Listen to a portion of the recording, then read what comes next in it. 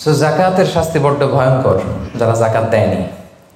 হাদিসে আছে আতাহুল্লাহু মালান ওয়ালাম ইউআদ্দি যাকাত, আল্লাহ সম্পদ দিয়েছে কিন্তু তারা আল্লাহর রাস্তায় জাকাত দেয় নাই। এই সম্পদগুলোকে একটা সাপের রূপ দেওয়া হবে। সুজা আন আখরা, বুখারীর বর্ণনা। দ্য মোস্ট ভেনোমাস স্নেক, সুজা আন আকরা, টেকো সাপ। সাপের মাথায় পশম হয়, কিছু চুল পশম। তো জাহান্নামের সেই সাপ এত বিষাক্ত ভেনোমাস হবে, বিষের চোটে ওই সাপের মাথায় কোনো পশমও থাকবে না। ওই সাপটাকে পেঁচিয়ে দেওয়া হবে। পেঁচাতে পেঁচাতে এই চোয়ালে এসে সাপটা শুধু ছোবল মারবে আর কি বলবে জানেন? আনা মালুক আনা কানসুক, আমি তোমার সম্পদ। আমাকে ভোগ করার জন্য ব্যাংকে রেখে দিছিল না ফিক্সড ডিপোজিট করে, জাকাত ক্যালকুলেশন করে দেওয়া নাই। আনা মালুক আনা কানসুক বলতেই থাকবে, এক একটা ছোবল মারবে। আনা মালুক আনা কানসুক, I'm your wealth, I'm your bank balance. আমি তোমার সম্পদ, আমি তোমার গহনা, আমি তোমার জুয়েলারি, আমি তোমার অর্নামেন্টস, আমি তোমার গচ্ছিত সম্পদ। হিসাব করে তো দেও নাই, খাওয়ার জন্য রাখছিলা, আজকে খাও। আনা মালুক আনা কানসুক। পথিক হয়ে যদি নিঃস্ব হয়ে যায়, আসলে ধনী, তো রাস্তায় টাকা পয়সা হারাই ফেলছে, তাকে দেয়া যাবে। আল্লাহ রাস্তায় জেহাদ করতেছে, ধনী, কিন্তু জেহাদের সামগ্রীর মধ্যে যদি জাকাতের সম্পদের কিছু থাকে, ওটা উনি ইউজ করতে পারবে। 4 নাম্বার, ঔরসজাত সম্পর্কের কাউরে জাকাত দেওয়া যায় না। হ্যাঁ, আপনার বাবা, আপনার মা, আপনার নানা নানি, দাদা দাদি, যত উপরে যাক, এদেরকে আপনি জাকাত দিতে পারবেন না। আপনার নিচের যারা, আপনার ছেলে মেয়ে, আপনার নাতি নাতনি, এদের ছেলে মেয়ে ছেলে মেয়ে ছেলে মেয়ে যত যাবে, যত নিচে যাক, জাকাত দিতে পারবেন না। গেল। 5 নাম্বার হচ্ছে স্বামী তার স্ত্রীকে জাকাত দিতে পারবে না। কেন? কারণ স্ত্রীর ভরণ পোষণ দেয়া স্বামীর জন্য কি ফরজ বা ওয়াজিব। তা আপনার তো তার ভরণ পোষণ দিতে হবে, জাকাত দেবেন কিভাবে? আমরা শুরুতেই আল্লাহ রাব্বুল ইজ্জা ওয়াল জালালের দরবারে শুকরিয়া জ্ঞাপন করছি, যিনি আমাদেরকে পবিত্র রমাদানুল মুবারকে ইফতারের পূর্ব মুহূর্তে কিছু দিনী কথা শুনবার জন্য একত্রিত হওয়ার তৌফিক দিয়েছেন। আমরা সবাই করে নিচ্ছি কালিমাতুশ শুকুর, আলহামদুলিল্লাহ। রিজিকের 10 ভাগের 9 ভাগে আসে ব্যবসা থেকে। এটাতে অনেক বরকত। রাসূল সাল্লাল্লাহু আলাইহি ওয়াসাল্লাম নিজেও তো বিজনেস করেছেন, তাই না? তো আল্লাহ তাআলা আপনাদেরকে আপনাদের ব্যবসায় বারাকা দান করুক, এবং আল্লাহ তাআলা আমাদের যাদেরকে সম্পদশালী বানিয়েছে, আমরা যেন যাকাত আদায় করতে পারি নিয়ম অনুযায়ী, আল্লাহ তাআলা সেই তৌফিকটুকু আমাদের দান করুন। প্রথমে আমি জাকাতের গুরুত্ব ও তাৎপর্য নিয়ে কথা বলবো। এরপর জাকাত আদায় যদি কেউ না করে তাদের শাস্তি কি কোরআনে, সে ব্যাপারে কথা বলবো। এরপর জাকাত আদায়ের কিছু কোরআন বর্ণিত খাত আছে, মন চাইলেই যে কোনো জায়গায় আবার জাকাতের টাকা দেওয়া যায় না, সেই খাতগুলো কি, সেগুলো আমরা জানার চেষ্টা করব। তারপর জানবো 4 নম্বরে কাদেরকে জাকাত দেওয়া যাবে না। কিছু লোক আছে যাদের জাকাত দেওয়া যাবে না। এরপর 5 নম্বরে জানবো জাকাত ফরজ হওয়ার কিছু শর্ত আছে, এগুলো। 6 নম্বরে জাকাতেবল অ্যাসেট কি কি, সব অ্যাসেটে জাকাত আসে না, এগুলো আমরা জানবো। 7 নম্বরে জাকাত হিসেব করার সহজ পদ্ধতি আজকের এই জেনিথ হোটেলের বলরুম থেকে আমরা শিখে যাবো ইনশাআল্লাহ। ইনশাআল্লাহ পড়ে, তো কিভাবে সহজে ক্যালকুলেশন করবেন এটা আজকে আমি বুঝিয়ে দিব।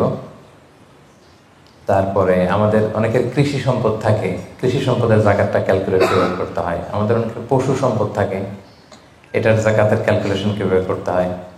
এবার সব শেষে 10 নম্বরে বলবো যে কি দিয়ে জাকাত দিলে বা কিভাবে জাকাত দিলে জাকাতটা প্রোডাক্টিভ হবে, ইফেক্টিভ হবে। আমাদের দেশে দেখবেন যে জাকাতের শাড়ি দেয়, খুব পাতলা শাড়ি, নিম্নমানের শাড়ি, যিনি পায় তারাও ইউজ করতে পারে না। কয়েকদিন ইউজ করার পরেই এটা ব্যবহার অযোগ্য হয়ে পড়ে, রং চলে যায়, ছিঁড়ে যায়।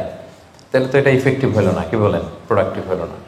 কিভাবে কি দিয়ে জাকাত দিলে জাকাতটা প্রোডাক্টিভ হয় সেটাও আমরা বলবো। তো আল্লাহর মেহেরবানি যে আপনারা খুবই সুশৃঙ্খল, এটা দেখে আমার ভালো লাগছে। বিভিন্ন প্রোগ্রামে একটু বিশৃঙ্খলা হয়, যেটা আমি খুবই অপছন্দ করি। বিশৃঙ্খলা হলে আমি আলোচনা করতে পারি না। এরকম সুশৃঙ্খল পরিবেশ হলে কিছুদিনই কথা শেয়ার করা যায়। তো তাহলে আসুন আমরা মূল আলোচনায় চলে যাই। প্রথমে আমরা বলবো জাকাতের গুরুত্ব এবং তাৎপর্য। সম্মানিত দিনী ভাই এবং বোনেরা, আমরা সবাই জানি যে জাকাত হচ্ছে one of the 5 pillars of Islam. ইসলামের 5টা ভিত্তির একটা, 3 নম্বর ভিত্তি। প্রথমে ঈমান, তারপরে সালাত, তারপরেই জাকাত। একটা খুঁটি, একটা তাঁবুর 5টা খুঁটি থাকে। এর মধ্যে এই তাঁবুর 5টা খুঁটিকে যদি ইসলামের 5টা পিলারের সাথে তুলনা করি, তাহলে মাঝখানের খুঁটিটার নাম জাকাত। মাঝখানের খুঁটি না থাকলে যেমনি তাবু উঁচু হয়ে দাঁড়াতে পারে না, তেমনি জাকাত ভিত্তিক অর্থ ব্যবস্থা না হলেও মুসলিম উম্মাহ মাথা উঁচু করে দাঁড়াতে পারে না। যেমন এখন আমাদের জাকাত ভিত্তিক অর্থ ব্যবস্থা নাই, ফলে গোটা বিশ্বে আমরা কিন্তু ওইরকম নেতৃত্ব স্থানীয় বা উন্নতির একেবারে শীর্ষস্থানে ওই পর্যায়ে কিন্তু আমরা যেতে পারি নাই, কারণ জাকাতের যে ডাইনামিজম এটাকে আমরা কাজে লাগাইনি। তো যারা দান করে তাদেরকে আল্লাহ তাআলা খুব পছন্দ করে। দানশীল ব্যক্তি তিনি কিয়ামতের দিন নিজের আমল নামা দেখে বিশ্বাসই করতে পারবে না এটা তার আমল নামা, কারণ আল্লাহ তাআলা ওই দানের সওয়াবটাকে ফুলিয়ে ফাঁপিয়ে পেলে পুষে পাহাড়ের সমান করে তারপরে আমল নামায় ঢুকিয়ে দিবে। সুবহানাল্লাহ। এবং দানকারী ব্যক্তির যত বালা মুসিবত আছে দানের কারণে আল্লাহ এটা দূর করে দেয়।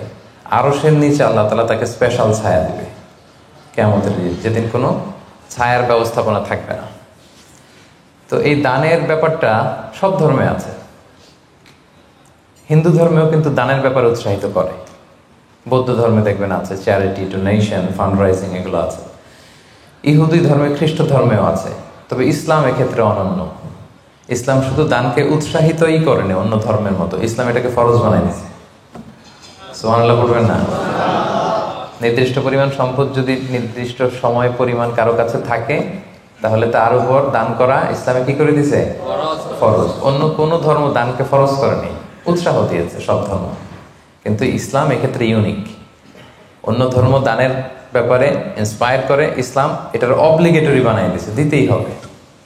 এবং ইসলাম বলে আপনি দান করে জাকাত দিয়ে মোটেও যাকে দিলেন তার প্রতি করুণা করেননি, এটা তাদের প্রতি কিন্তু দয়া না। আমি আজকে যাকে জাকাত দিলাম আমি মোটেও দয়া করিনি, করুণাও করিনি, অনুকম্পাও না, বরং এটা তার হক। এটা কি? অফি আমওয়ালিহিম হাক্কুন লিসাইলি ওয়াল মাহরুম, ধনীদের সম্পদে গরিবদের হক।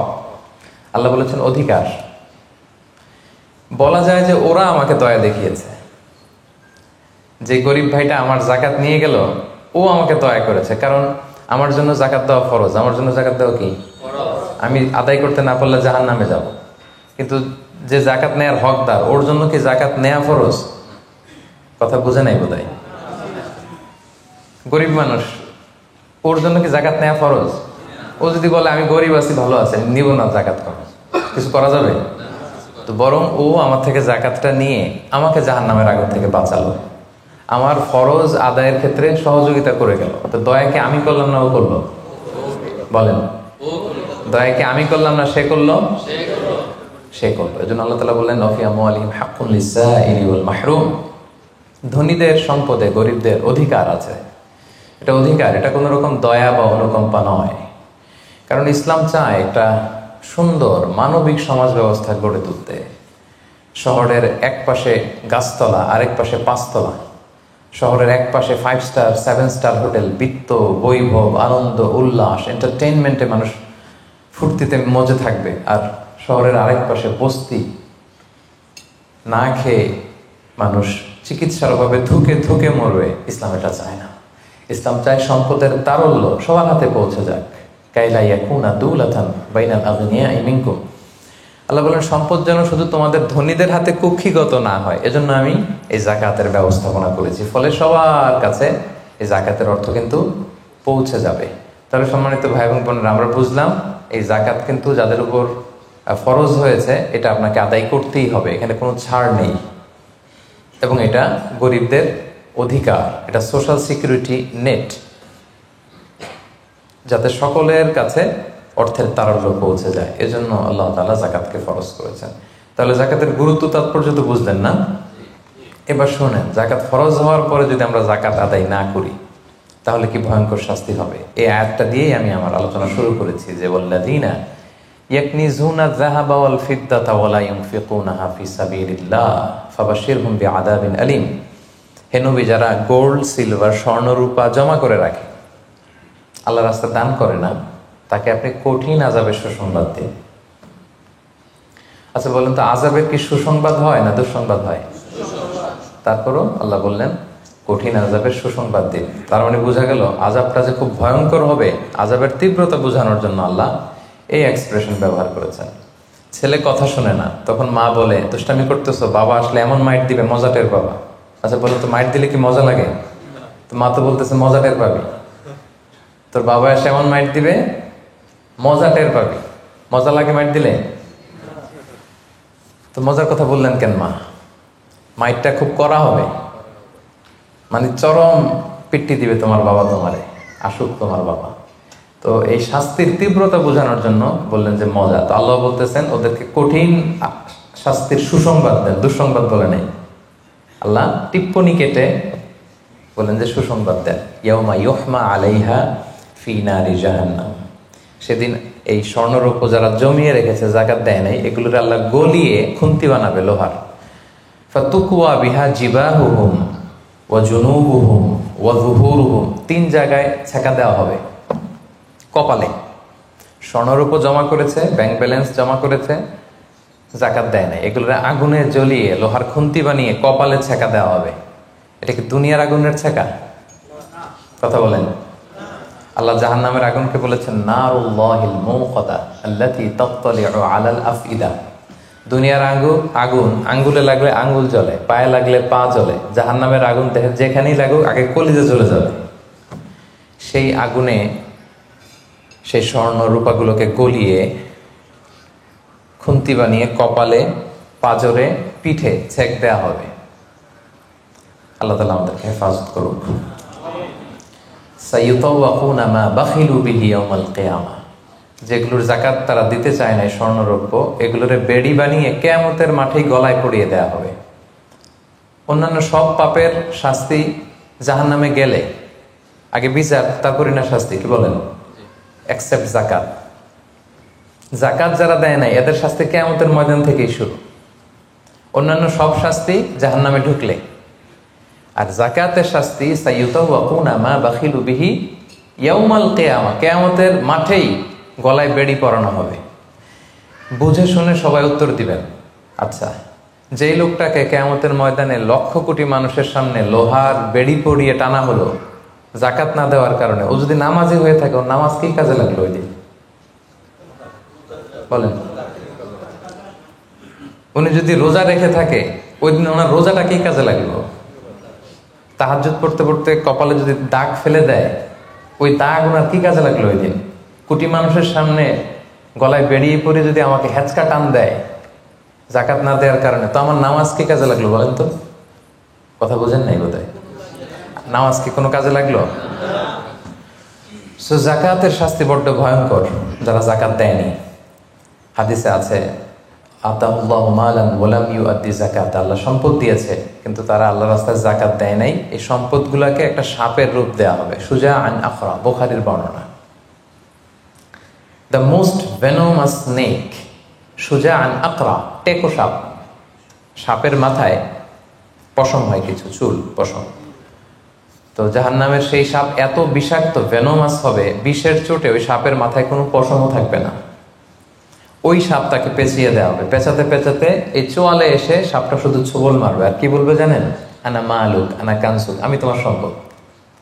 আমাকে ভোগ করার জন্য ব্যাংকে রেখে দিছিল না ফিক্সড ডিপোজিট করে, জাকাত ক্যালকুলেশন করে দেওয়া নাই? আনা মালুক আনা কানসুক বলতেই থাকবে, এক একটা ছোবল মারবে। আনা মালুক আনা কানসুক, I'm your wealth, I'm your bank balance, আমি তোমার সম্পদ, আমি তোমার গহনা, আমি তোমার জুয়েলারি, আমি তোমার অর্নামেন্টস, আমি তোমার গচ্ছিত সম্পদ। হিসাব করে তো দেও নাই, খাওয়ার জন্য রাখছিলা, আজকে খাও। আনা মালুক আনা কানসুক। আমরা কি কিয়ামতের ময়দানে সেই কঠিন আযাব ভোগ করতে চাই?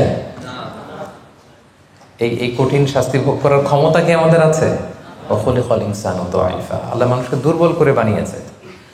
তো সম্মানিত সুধী, আল্লাহ তাআলা আমাদেরকে, যাদেরকে সম্পদশালী বানিয়েছেন, আমরা যেন হিসেব করে জাকাত দিয়ে দিই, একেবারে নিয়ম মাফিক। আজকে নিয়মটা শিখে যাব, নিয়ম মাফিক আমরা জাকাত দিব। এটা গরিবের হক, গরিবের হাতে বুঝিয়ে দেব। পারা যাবে তো ইনশাআল্লাহ? ইনশাআল্লাহ। 2 নম্বর পয়েন্টও কভার করলাম।